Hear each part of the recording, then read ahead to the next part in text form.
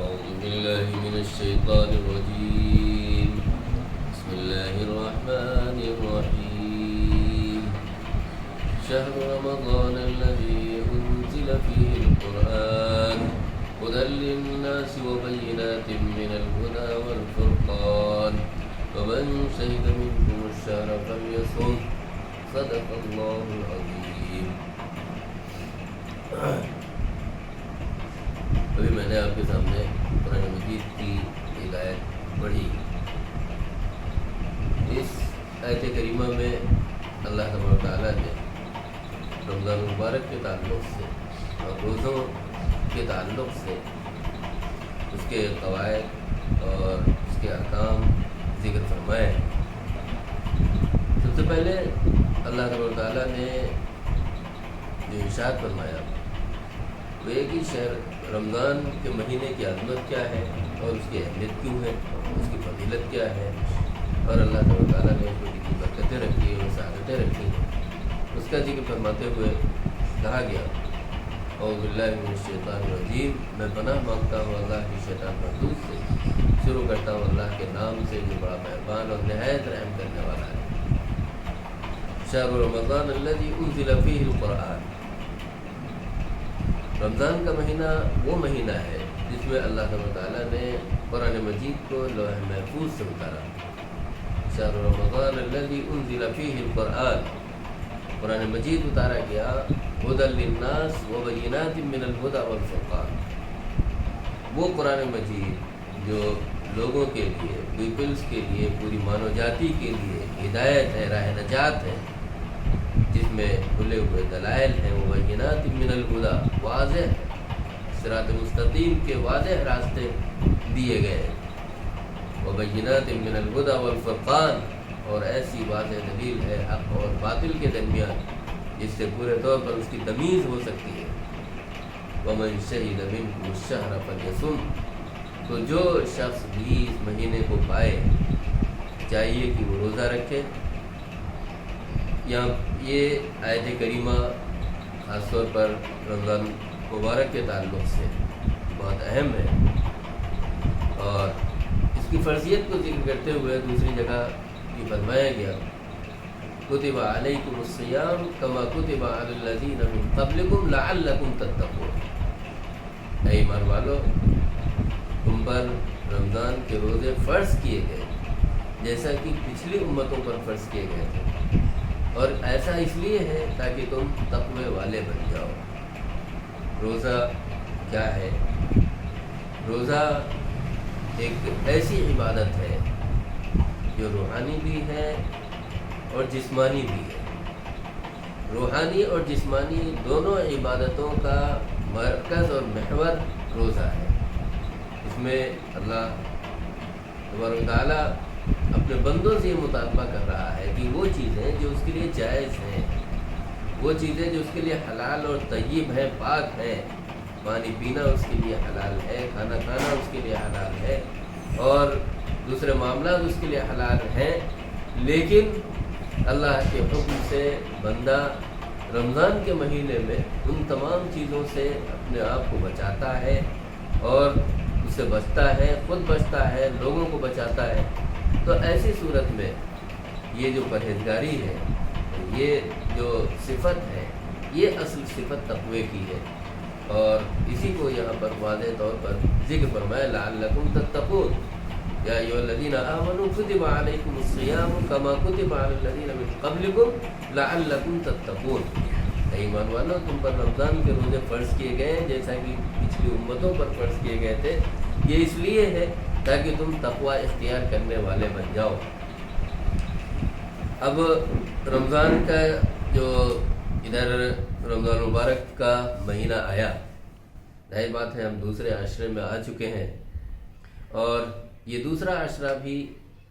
بہت سی حیثیتوں سے بہت فضیلت اور برکت والا مہینہ ہے، جیسے کہ پورا مہینہ ہی خود بڑی فضیلتوں اور برکتوں والا مہینہ ہے، اور اللہ کی رحمتیں، اللہ کی طرف سے مغفرت کے وعدے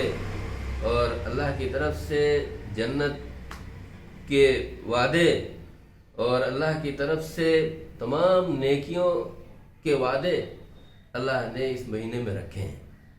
تو اس مہینے میں یہ ہے کہ اس میں انسان کو خیر کی طرف، بھلائی کے کاموں کی طرف سبقت کرنی چاہیے۔ وَسَارِعُوا إِلَى مَغْفِرَةٍ مِّن رَبِّكُمْ وَجَنَّةٍ عَرْضُهَا السَّمَاوَاتُ وَالْأَرْضُ وَأُعِدَّتْ لِلْمُتَّقِينَ، اپنے رب کی مغفرت کی طرف لپکو۔ سارعوا إِلَى مَغْفِرَةٍ مِّن رَبِّكُمْ،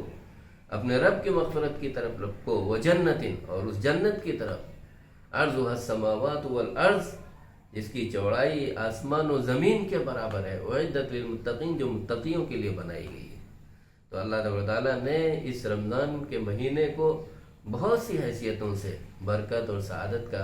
ذریعہ بنایا ہے۔ اس میں اس بات کی ہمیں کوشش کرنی چاہیے کہ ہم زیادہ سے زیادہ خیر کے کاموں میں حصہ لیں۔ خیر کے کام، ایک تو یہ ہے کہ ہمارا روزہ ہے، یہ خود اس بات کی علامت ہے کہ ہم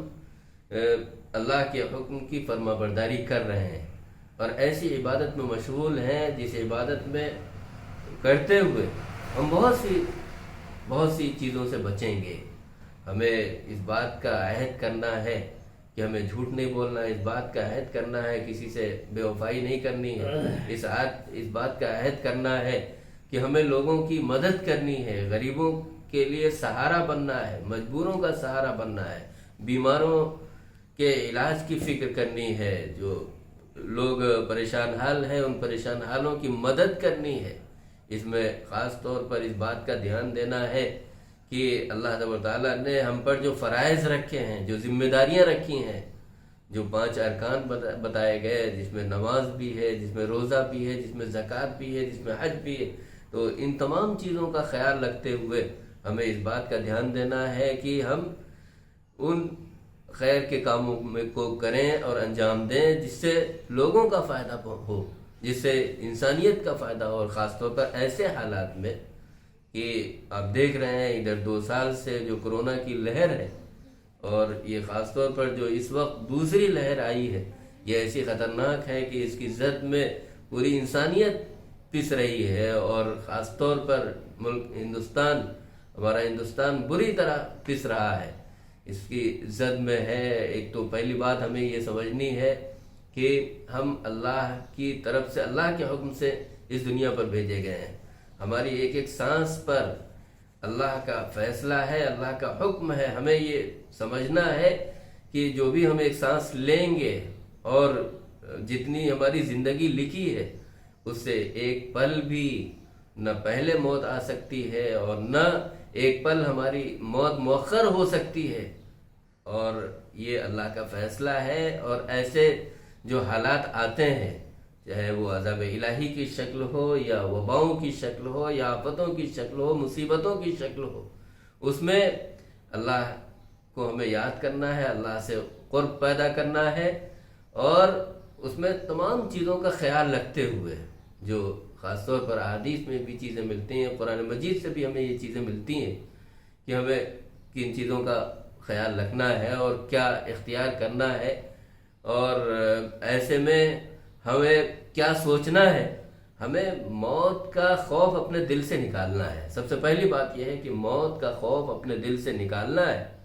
ہمیں سب سے پہلے اپنے آپ کو مضبوط کرنا ہے، اسٹرانگ کرنا ہے، اور اس صورت سے لوگوں کو نجات دلانی ہے، اور لوگوں کو بھی موت کے خوف سے نکالنے کی کوشش کرنی ہے، اور یہ سمجھنا ہے کل نفس ذائقۃ الموت، کہ ہر نفس کو موت کا مزہ چکھنا ہے، اور جب موت کا وقت آ جائے گا، جس کو کہا گیا کہ جب موت کا وقت آ جائے گا تو پھر اس کو کوئی بھی مؤخر نہیں کر سکتا، کوئی بھی اس کو بدل نہیں سکتا، کہ جب وہ دن ہوگا، جب وہ پل آ جائے گا، جب وہ لمحہ آ جائے گا، تو اس لمحے سے ایک پل بھی ہمیں زیادہ وقت نہیں مل سکتا۔ سب سے پہلے ہمیں اپنے آپ کو، اپنے نفسیات کو اس سے نکالنا ہوگا، اور ایسے حالات میں جب لوگ مشکلات میں گھرے ہوں، پریشانیوں میں گھرے ہوں، مجبور ہوں اور بلک رہے ہوں، ہاسپٹلس میں اور دوسری جگہوں پر آپ دیکھ رہے ہیں کہ کس طرح لوگ خوف کے سائے میں جی رہے ہیں، سب سے پہلے ہمیں اس خوف سے لوگوں کو نجات دلانی ہے اور لوگوں کو نکالنا ہے۔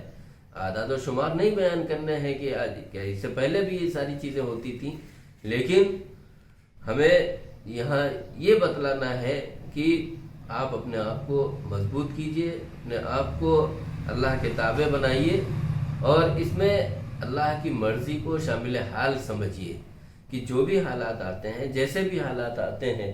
اس میں اللہ کی مرضی شامل ہوتی ہے، اور انسانوں کے جو اعمال ہوتے ہیں اس کی بنیاد پر اللہ کی اس روئے زمین پر اللہ کے فیصلے ہوتے ہیں۔ انسانوں کی جو بدعمالیاں ہوتی ہیں تو اس کی بنیاد پر اللہ کی طرف سے فیصلے ہوتے ہیں۔ جب ناانصافی آتی ہے، جب ظلم و ستم عام ہوتا ہے،